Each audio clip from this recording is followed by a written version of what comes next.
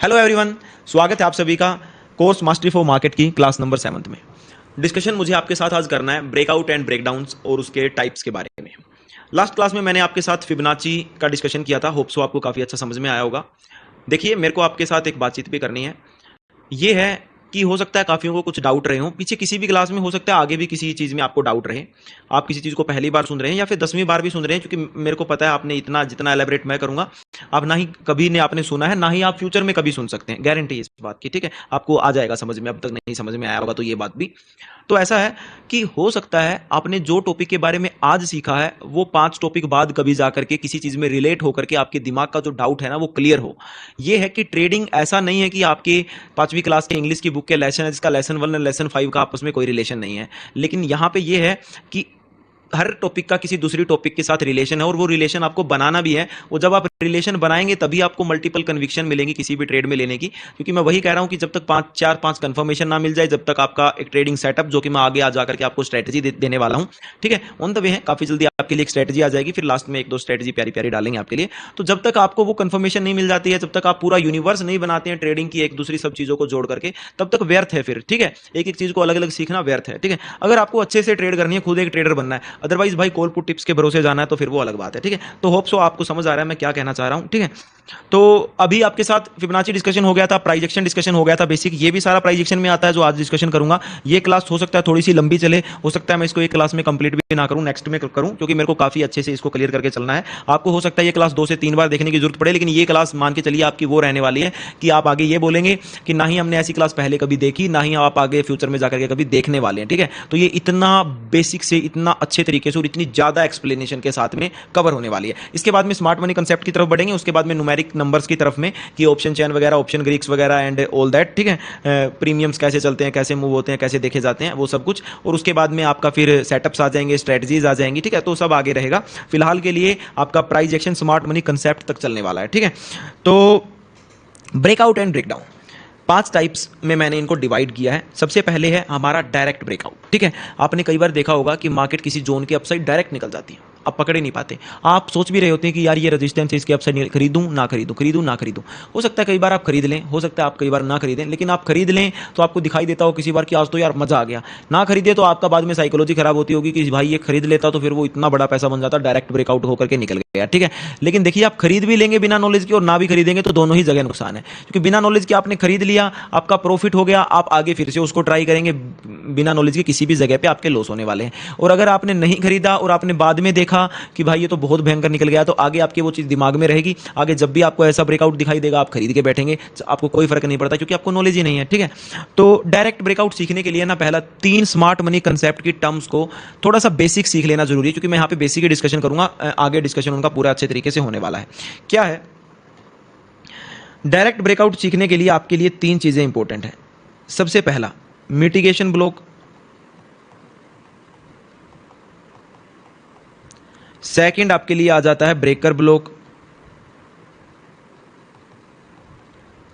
और थर्ड आपके लिए आ जाता है फेयर वैल्यू गैप,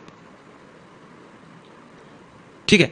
अब सबसे पहले मैं आपको फेयर वैल्यू गैप ही बताऊंगा, क्योंकि फेयर वैल्यू के बेस पे ही आप डिवाइड कर सकते हैं कि मिटिगेशन ब्लॉक और ब्रेकर ब्लॉक में फर्क क्या होता है, ठीक है।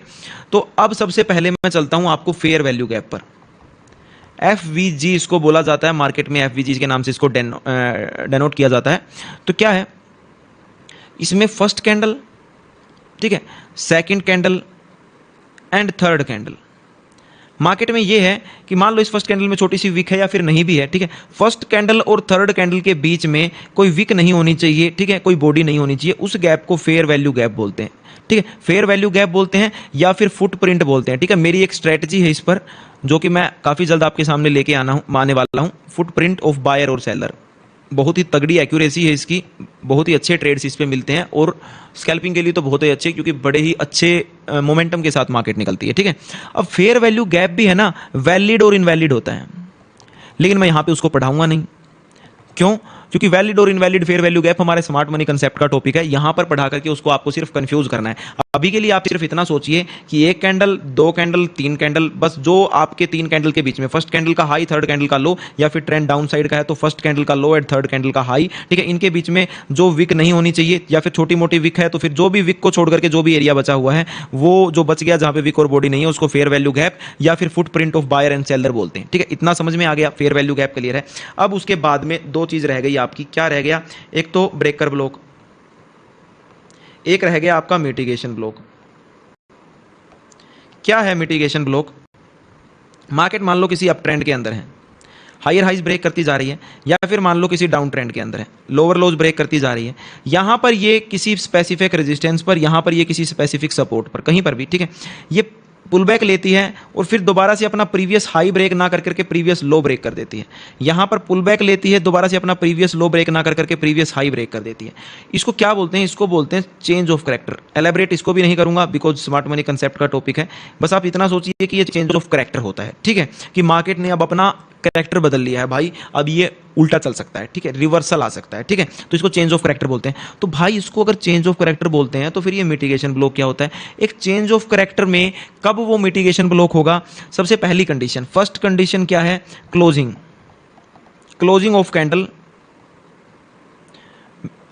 आफ्टर ब्रेकआउट और ब्रेकडाउन, ठीक है, यहां पर कैंडल का क्लोजिंग मिलना चाहिए आपको, चाहे वो 5 मिनट का, 15 मिनट का, टाइम फ्रेम मैटर नहीं करता, ये पहले मैं आपको काफी अच्छे से सिखा चुका हूं, ठीक है।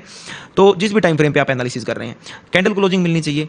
अब मिटिगेशन ब्लॉक के लिए एक चीज का होना जरूरी है, एक चीज का होना जरूरी है कि यहां पर इस जोन के अंदर, ठीक है, एक फेयर वैल्यू गैप का बनना हो, फेयर वैल्यू गैप बना हो, एक फेयर वैल्यू गैप यहां पर बना हो। कैसे? Up trend pull back, up trend pull back, ये यहाँ पर प्रीवियस हाई ब्रेक ना कर करके, और यहाँ पर देखो सबसे पहली बात ये रेजिस्टेंस है, हो सकता है मार्केट यहाँ पर ये हाई ब्रेक करने के लिए जाए बट हाई ब्रेक ना कर पाए, कैंडल क्लोजिंग डाउन साइड दे दे, तो ये भी हाई ब्रेक नहीं हुआ, ये ब्रेकआउट फेलियर है। ये कैसे ब्रेकआउट फेलियर में ट्रेड किया जाता है वो भी मैं आपको अभी सिखाने वाला हूँ, आपको साथ में अभी सीख जाएंगे आप, ठीक है। ये ब्रेकआउट नहीं हुआ, ये अपसाइड में हाई की अपसाइड, बस जिसने भी ब्रेकआउट में एंटर किया ये जस्ट मार्केट में लिक्विडिटी बन के रह गई। क्यों? क्योंकि मार्केट में यहाँ पर जिसने बाई किया अपसाइड से ब्रेकआउट फेलियर में सेलर ने सेल किया, और उस सेलिंग के बाद में अगर एक फेयर वैल्यू गैप बन गया यहाँ पर, और फेयर वैल्यू गैप बन के इसके नीचे अगर कैंडल क्लोज हो गई तो फिर ये कैंडल क्लोजिंग जो है इस फेयर वैल्यू गैप के बाद में ये क्या है? एक मिटिगेशन ब्लॉक है, मिटिगेशन ब्लॉक है। दो चीजें आप समझ पा रहे होंगे, एक चीज में आप कंफ्यूज हो रहे होंगे, क्या? कि सर हाई ब्रेक होना चाहिए कि नहीं होना चाहिए? भाई चाहे तो ये हाई ब्रेक हो जाए, ठीक है, मतलब बिल्कुल पास जा करके आ जाए, या फिर मार्केट अपसाइड ब्रेकआउट फेलियर करके आ जाए, या फिर इसके पास भी ना जाए, मेरे को कोई फर्क नहीं पड़ता, ठीक है, बस ये पुल बैक लेते टाइम ये हाई ब्रेक ना करके प्रीवियस लो को ब्रेक कर दे, यहां पर कोई फेयर वैल्यू गैप हो, ठीक है, और ये कैंडल क्लोजिंग हो, तो ये मेरे लिए एक मिटिगेशन ब्लॉक हो गया, मिटिगेशन ब्लॉक हो गया, ठीक है। उसके बाद में इनको मैं चार्ट्स में भी बताऊंगा, ठीक है, एक दो बार आपकी कभी लाइव सेशन लूंगा इसके ऊपर तब भी बताऊंगा, टेंशन मत लीजिए, ठीक है, अभी के लिए आप सीखिए सिर्फ, ठीक है। ये मिटिगेशन ब्लॉक हो गया। अब मिटिगेशन और ब्रेकर ब्लॉक में पता क्या फर्क होता है? ये मार्केट अप ट्रेंड में है, ये मार्केट ने प्रीवियस हाई ब्रेक ना करके प्रीवियस लो ब्रेक कर दिया, एक तो यहाँ पे कैंडल क्लोजिंग आ जाए, ठीक है, एक कैंडल बन ही भाई इतना बड़ा जाए, उसके बाद में कोई पुल बैक आए ना ही सेकंड कैंडल इस प्रकार से बड़ा बन जाए, ठीक है, तो ये सीधा ब्रेकडाउन करके अग्रेसिव मार्केट अग्रेशन के साथ में निकल गया, मतलब प्रीवियस ट्रेंड लाइन के नीचे लिक्विडिटी पड़ी थी। ये मैंने आपको पहले ही बताया लिक्विडिटी, कि मार्केट हर बार प्रीवियस हाई ब्रेक करके लिक्विडिटी लेता जा रहा है, बट यहाँ पर जो एसएल है, यहाँ पे जो एसएल है वो तो सेफ पड़े हुए हैं ना, यहाँ से जिसने बाई किया, यहाँ से जिसने बाई किया, तो मार्केट में अगर अपसाइड से किसी ने सेलिंग ठोक दिया अपसाइड से, तो ये वाला लिक्विडिटी अगर ग्रैब हुआ तो हो सकता है मार्केट अग्रेशन में निकल जाए। तो इसमें जब अग्रेशन में निकलता है इसको बोलते हैं ब्रेकर ब्लॉक। डिस्कशन इस पे कैसे ट्रेड लेते हैं, कैसे क्या करते हैं, वो आगे हमारा एसएमसी का टॉपिक है, ठीक है, लेकिन इसको ब्रेकर ब्लॉक बोलते हैं। अब आपके लिए ब्रेकर ब्लॉक, मिटिगेशन ब्लॉक और फेयर वैल्यू गैप तीनों चीजें क्लियर हैं। हो सकता है आपको एक बार में समझ में ना आए, वीडियो को दोबारा से स्टार्ट करके देख लीजिएगा। तीनों चीजें क्लियर है, तो अब आपके लिए चलते हैं डायरेक्ट ब्रेकआउट पर। डायरेक्ट ब्रेकआउट होते क्या है देखिए, मान लीजिए मार्केट अप ट्रेंड में है, मार्केट में एक रेजिस्टेंस आता है, ठीक है, और वहां पर मार्केट एक पुल बैक लेकर के डायरेक्ट ब्रेकआउट कर देती है, मतलब प्रीवियस हाई का ब्रेकआउट करते टाइम एक बड़ा सा मार्केट ब्रेकआउट करके डायरेक्ट निकल जाती है, ठीक है, ठीक है, मतलब मार्केट ऐसा नहीं है कि कोई रीटेस्ट वगैरह करने के लिए आएगी दोबारा से, वो बहुत पुरानी चीजें हो गई भाई रीटेस्ट वगैरह, ठीक है। तो फिर डायरेक्ट ब्रेकआउट को ट्रेड कैसे किया जाए सर, ठीक है, वही तो है ये चीज की जो मैंने अभी आपको बताया कि आप पछताते हैं बाद में, ठीक है। तो इस डायरेक्ट ब्रेकआउट को ट्रेड कैसे किया जाए? इस डायरेक्ट ब्रेकआउट को ट्रेड करने के लिए कुछ कंडीशंस हैं। सबसे पहली बात, सबसे पहली कंडीशन, फर्स्ट कंडीशन क्या है मार्केट के अंदर? ट्रेंड। देखिए दो ट्रेंड आप मार्केट के अंदर देखते हैं, एक तो वन डे ट्रेंड, ठीक है, मतलब एक दिन के टाइम फ्रेम पर चार्ट क्या कर रहा है, एक इंट्राडे ट्रेंड की आज सुबह से लेकर के ट्रेंड कैसा है, आज सुबह से लेकर के ट्रेंड कैसा है। इंट्राडे ट्रेंड पर मैं आपको दो बहुत प्यारे सेटअप देने वाला हूं जिससे आपको इंट्राडे ट्रेंड पकड़ने में बहुत ज़्यादा हेल्प मिलेगी। ठीक है, तो इंट्राडे ट्रेंड, तो इसमें क्या करना है आपको, सबसे पहली कंडीशन जो कि आपका ट्रेंड है, ट्रेंड ये होना चाहिए कि जिस साइड में ब्रेकआउट आ रहा है उस साइड का आपका वन डे टाइम फ्रेम का एंड या फिर इंट्राडे टाइम फ्रेम का ट्रेंड जो है ना उसी साइड का होना चाहिए। कैसे, अब ऐसा ना हो ना भाई कि मार्केट तो चल रही थी डाउन ट्रेंड में, ठीक है, मार्केट ने कोई पुल बैक लिया और वो प्रीवियस हाई ब्रेक जब कर रहा था, जो मैं आपको अभी बता रहा हूं कि यहाँ पे mitigation block, change of character breaker block वगैरह बन सकते हैं, जिनके बारे में स्मार्ट मनी कंसेप्ट में डिस्कशन करेंगे। यहाँ पे डायरेक्ट ब्रेकआउट आ रहा है और तू हर किसी डायरेक्ट ब्रेकआउट से मार्केट में खास रहा होगा, क्योंकि इसमें है ना लिक्विडिटी स्वीप हो सकता है, जो मैं इसी आज की क्लास में डिस्कशन करूंगा आपके लिए, जो भी मैंने आपके लिए टॉपिक डाला हुआ है। ठीक है, तो ट्रेंड के रिवर्सल में नहीं, ट्रेंड की डायरेक्शन में अगर डायरेक्ट ब्रेकआउट आ रहा है तो 60% ज्यादा चांसेस है कि वो ब्रेकडाउन जो है सस्टेन होने वाला है। ठीक है, 60% नॉर्मल ब्रेकडाउन से ज्यादा चांसेस है कि लास्ट क्लास में हमने डिस्कशन किया था तो प्राइस एक्शन के बारे में होना चाहिए। सेकंड कंडीशन, स्वागत, सबसे पहली बात, अगर आपका सेटअप नहीं बना डायरेक्ट ब्रेकडाउन के, आप सभी ब्रेकडाउन पे ट्रेड मास्टरी फॉर कैसे सेटअप बनते हैं, क्या क्या सेटअप रहेंगे, वो आगे आपको पता चलते रहेगा। लास्ट क्लास में हमने डिस्कशन किया था नहीं बना और ब्रेकडाउन आ गया, बारे में ब्रेकआउट आ गया, तो भाई अब उसमें एंट्री कैसे कर सकते हैं। आज की जो हमारी क्लास है वह भी प्राइस एक्शन के सेकंड पार्ट के बारे में एंड ब्रेकआउट एंड ब्रेकडाउन्स के बारे में रहने वाली थी, किस टाइप के होते हैं, कैसे ब्रेकआउट एंड ब्रेकडाउन्स के टाइप दो चीजें कैसे उनको पकड़ा जाता है। सर ये ईएमए क्या बीमारी है, उसके साथ में हमें बाइंग जोन और सेलिंग जोन का डिस्कशन करना था, ये आ गया। बट आज मैं उसकी बजाय इससे पहले एक और टॉपिक का डिस्कशन करने वाला हूं, ब्रोकर को यूज करते हैं। सबसे पहली जिसका यूज जो है मार्केट सीख रहे हैं, आप मेरे साथ ट्रेड करना चाहते हैं, मेरे को लाइव में ट्रेड करना चाहते हैं और मेरे ट्रेडिंग अकाउंट अगर आप मेरे अंडर ओपन करते हैं तो देखिए जनरल सी बात, मैं बिल्कुल साफ स्पष्ट बोलता हूं, अर्ली करेंगे, ट्रेडिंग अकाउंट ओपन करेंगे, ठीक है, हर एक की ब्रोकरेज वही रहने वाली है, आपको फीचर धन से ज्यादा, देखो मैं रियलिटी बता रहा हूं, जो आगे सोन चलते रहेंगे, वैसे तो फर्क नहीं है, लेकिन आपके लिए थोड़ी सी प्रेफरेंस ज्यादा है। इनिशियल पॉइंट तक सेलिंग आया दुनिया में, अब उसके बाद में भाई धन से अच्छा ब्रोकर देखना है वाला, अगर आपको ट्रेडिंग करनी है, अगर आपको स्कैल्पिंग, यहां पर हमें क्या करना है, लास्ट वाले स्विंग को ध्यान में देना है, बढ़ेगा, यहां पे कोई स्विंग बना है साहब, अब आप अगर इसको मेरे लिंक से ओपन करेंगे, आपको इन फ्यूचर इससे प्रीमियम ग्रुप्स के फायदे मिल सकते हैं, जो कि हम आगे फ्यूचर में बना सकता हूं। सेकेंडली आप मुझे गुरु दक्षिणा दे देंगे, ठीक है, वैसे तो तरीके से लिया है कोर्स, फिर भी जनरली मैं आपको बताता हूं, आप जो भी ब्रोकरेज करेंगे सब ब्रोकर्स की तरह 20 रुपए आपकी ट्रेड के लगते हैं एंट्री एग्जिट के, ठीक है, वही 20 रुपए इसमें लगने वाले हैं, बस उसका 20%, मतलब आप 20 रुपए की ट्रेड अगर आप लेते हैं तो 10% 2 रुपए और 20% 4 रुपए, उसके 4 रुपए भाई मेरे पास आ जाते हैं नेक्स्ट डे तक। वो आप कहीं से भी ओपन कर लीजिए, या तो ब्रोकर के पास रहेंगे या फिर वो सारे के सारे वो ब्रोकर ना रख करके 4 रुपए मुझको दे देगा, तो वो आपका कोई नुकसान नहीं है। ठीक है, हाँ, तो मेन मुद्दे की बात है, ये तो मैंने सच्चाई बताने के लिए आपका टाइम ले लिया, ये मत सोचना कि भाई तो पैसों की बात करता रहता है।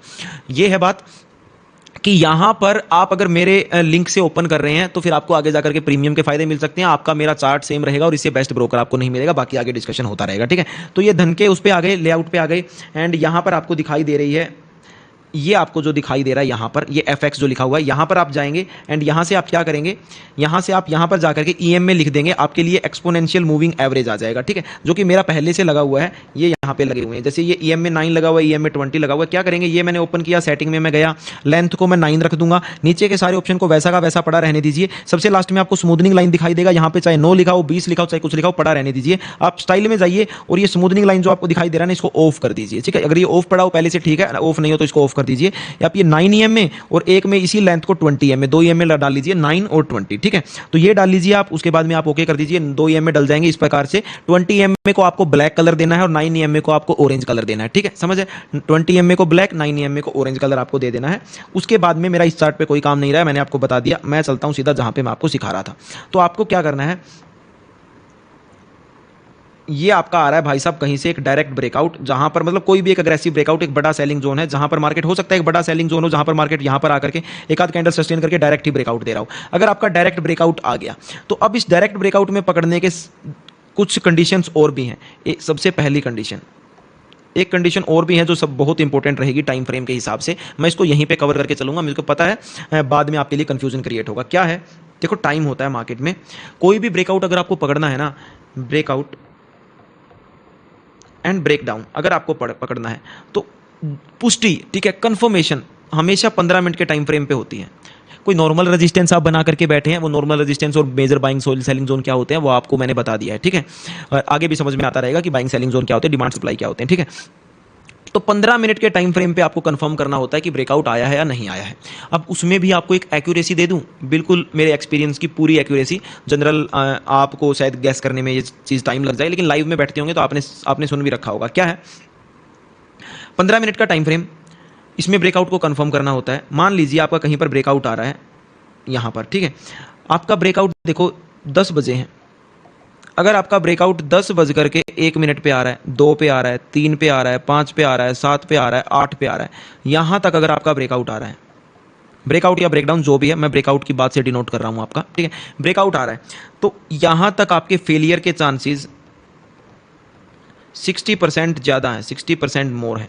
और अगर यही ब्रेकआउट आपका 10:11, 12, 13, 14 और 15 में आ रहा है, तो 60% मोर चांसेस हैं कि ये पास हो जाएगा ब्रेकआउट। ठीक है, कैसे भाई साहब, मैं बताता हूं कैसे। देखो, एक 5 मिनट की कैंडल यहां पर बनी है, यहां पर बनी है एक 5 मिनट की कैंडल इस रजिस्टेंस से पहले, एक 5 मिनट की कैंडल यहां पर बनी है, ठीक है।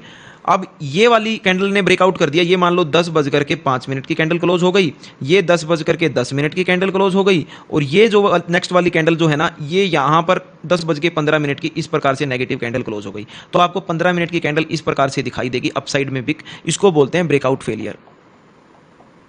इसमें ट्रेड कैसे करना है आगे बताऊंगा, ठीक है, इस पर एक प्यारी स्ट्रेटजी भी है, ठीक है। तो ब्रेकआउट फेलियर बोलते हैं इसको। तो हो गया, कट गया ना आपका। अगर आपने इस 5 मिनट के ब्रेकआउट में ट्रेड कर लिया या इस 5 मिनट की क्लोजिंग पे ट्रेड कर लिया तो कट गया आपका, गए आप तो भाई साहब। और फिर आपने एसएल कहाँ डाला, आपने एसएल यहाँ डाला होगा, यहाँ डाला होगा, एसएल भी बढ़ा गया। अब इससे बचने का तरीका क्या है, इससे बचने का तरीका ये है भाई साहब, अगर ये रजिस्टेंस है, अगर इस ब्रेकआउट की बजाय ये ऐसे ब्रेकआउट कर रहा हो कि ये शुरू के 10:05 की कैंडल, ये 10 कोई भी कैंडल यहीं पर, या अपसाइड भी बनती है चाहे, ठीक है, ये 10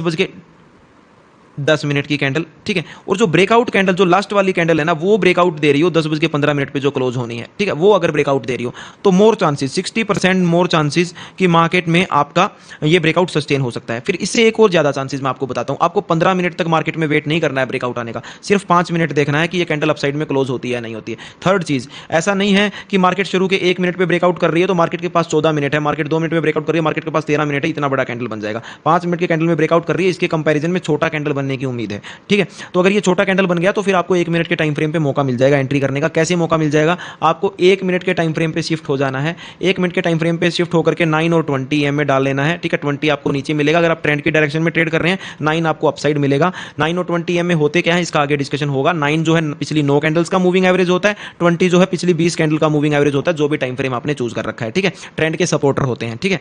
20 EM में जो है वो ट्रेंड का सपोर्टर होता है। तो अब किसी ब्रेकआउट पर आपने यहाँ पर 5 मिनट के टाइम फ्रेम पर ब्रेकआउट कैंडल क्लोज हो गया, लास्ट की 15 मिनट की कैंडल क्लोज हो रही है, आपने 1 मिनट का टाइम फ्रेम लगा ला।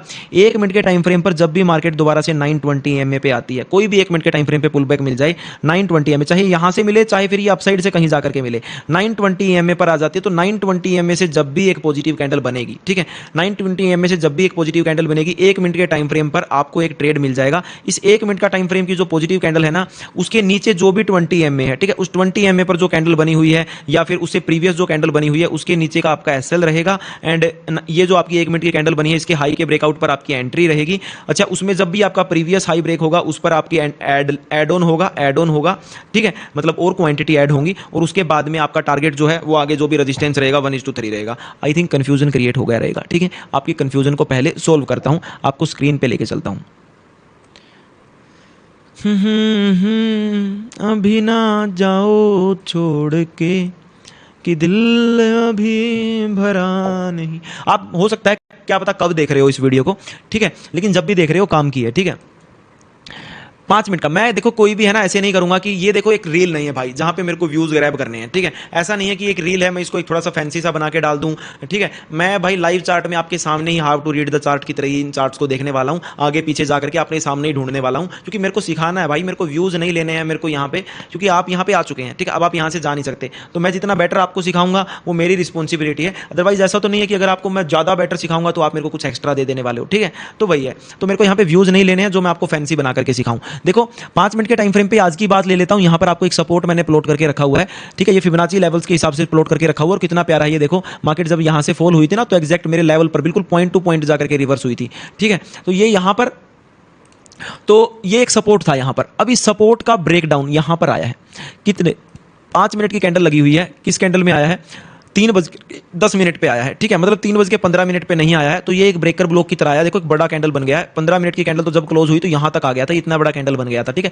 यहां पर जनरली अगर ये डायरेक्ट ब्रेकडाउन है तो फिर इसमें ट्रेड कैसे लेते, 1 मिनट का टाइम फ्रेम डालते, 1 मिनट के टाइम फ्रेम पे कहीं पे पुल बैक का कोशिश करते, ठीक है। अब 1 मिनट भाई दिक्कत पता है क्या है, जिस टाइम पे ब्रेकडाउन किया ना उस टाइम हुआ था 3:09। तो कितने बजे ब्रेकडाउन आया, मैंने क्या बोला आपको कि हर एक 15 मिनट में शुरू के 8 मिनट 7 मिनट 8 मिनट के अंदर आपको ट्रेड नहीं लेना है, उसके बाद में आया हुआ ब्रेकडाउन जो है सस्टेनेबल होता है। तो कितने पॉइंट पर आया ये देखो 3:09 पे आया है, तो सस्टेनेबल हुआ कि नहीं हुआ, ठीक है। अब यहां पर अगर 3:09 पे आया तो ये 3:09 की कैंडल क्लोज हो गई, 13 पॉइंट का आपका एसएल बन रहा था। ये भी तरीका है ट्रेड लेने का। अगर आपको कंफर्मेशन मिल रही है कि मार्केट में यहां पर एक डायरेक्ट ब्रेकआउट आ सकता है, तो जब ब्रेकआउट आ रहा है वो 3:08 मिनट 3:09 मिनट 3:10 मिनट, मतलब कि सीधा बात 15 मिनट की कैंडल में 9 मिनट और 10 मिनट इन कैंडल्स में, मतलब 8 मिनट के बाद के टाइम फ्रेम पे अगर 1 मिनट की कैंडल क्लोज होती है तो फिर आपका एसएल है ना 1 मिनट के टाइम फ्रेम पे रहना चाहिए, ठीक है। ये एसएल डायरेक्ट ब्रेकडाउन में आपका 1:3 का टारगेट जो कि यहां पे तुरंत में हिट हो गया है, तो उस प्रकार से आपको चलना होता है, ठीक है, 1 मिनट के टाइम फ्रेम पे। अदरवाइज यहां पर पुल बैक नहीं मिला है कि आपका ब्रेकडाउन आ जाने के बाद में, मतलब कि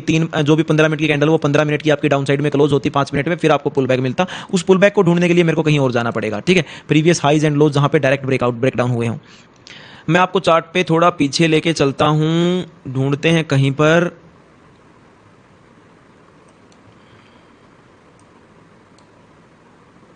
यहां पे देखते हैं, ये देखिए यहां पर ये आपको दिखाई दे रहा है एक रेजिस्टेंस था मार्केट के अंदर, ये एक रेजिस्टेंस हो गया, ठीक है। अभी यहां पे क्या है, मार्केट के अंदर एक ब्रेकआउट आया है। अच्छा ये अभी मैंने आपको सिखाया ब्रेकर ब्लॉक वगैरह, ये देखिए ये मार्केट में ब्रेकर ब्लॉक है, ठीक है। डायरेक्टली मार्केट अपसाइड निकल गया था, यहां तक चला गया था मार्केट डायरेक्टली अपसाइड, फिर नेगेटिव कैंडल क्लोज किया, तो ये बड़ा एक ब्रेकर ब्लॉक बन गया था। अब मेरे को एक बात बताओ, अगर ये डायरेक्टली निकलते मार्केट में आप यहां पर एंट्री लेते तो आप कहीं पर भी स्पाइक्ड प्रीमियम में यहां पर एंट्री लेते, ये वाला कैंडल नेगेटिव क्लोज होता तो आपके ये इतना पुल बैक में आपके एसएल वैसल लग जाते और फिर देखिए मार्केट अपसाइड भाग जाता, फिर आप बोलते कि यार मेरा ही एसएल लेने आया था और मार्केट ये हो गया वो हो गया। तो ऐसी ऐसी जगह पे कैसे क्या काम करना है, ये देखिए 2:15, ठीक है। मींस ये जो ब्रेकआउट आया है आपका ये 2:15 के बाद आया है। ये ब्रेकआउट आपका आया मिलेगा शुरू के 3-4 मिनट में आया मिलेगा, क्योंकि ये एक्सपायरी की मार्केट है, ठीक है। 2:18 पे आया है, ठीक है। ये शुरू के 15 मिनट की कैंडल जब बन रही है तो 2:15 के बाद में नेक्स्ट 15 मिनट की कैंडल बनेगी, ठीक है। तो ये शुरू में आया हुआ आपको मिल रहा है 2:18 पे। अब ये मत बोलना कि सर ये सस्टेन, ठीक है। सीधी सी बात है, डायरेक्ट निकला है, डायरेक्ट निकलने के बाद में मार्केट में हमें कैसे ट्रेड करना है उसी स्ट्रेटजी पे मैं आ रहा हूं आपके सामने, ठीक है। तो क्या करना है आपको 5 मिनट के टाइम फ्रेम पे, ठीक है। 5 मिनट के टाइम फ्रेम पे डायरेक्ट ब्रेकआउट हो गया आपका, जो मैंने अभी आपको बताया। देखो शुरू के 5 मिनट वाली कहानी भी हो गई यहां पर आपकी कंफर्म, ठीक है, कि शुरू के 5 मिनट पे जब ब्रेकआउट आता है तो वो भी डायरेक्ट चला जाता है, लेकिन उसमें आप डायरेक्ट अगर ट्रेड लोगे तो फंस सकते हो। क्यों? देखो शुरू के 5 मिनट में जैसे कि ये मार्केट मैंने आपको बताया कि 2:15 पे ये कैंडल क्लोज हो गई, ठीक है। अब 2:17-18 पे ये जो भी है ये मार्केट में ब्रेकआउट आ रहा होगा, ठीक है। तो अभी क्या है, आपको देखने को मिला कि मार्केट में आपने यहां पर कहीं पर एंट्री किया होता तो फिर आपका एसएल लग जाता। क्या किया आपने, आप 1 मिनट के टाइम फ्रेम पे गए, आप 1 मिनट के टाइम फ्रेम पे गए,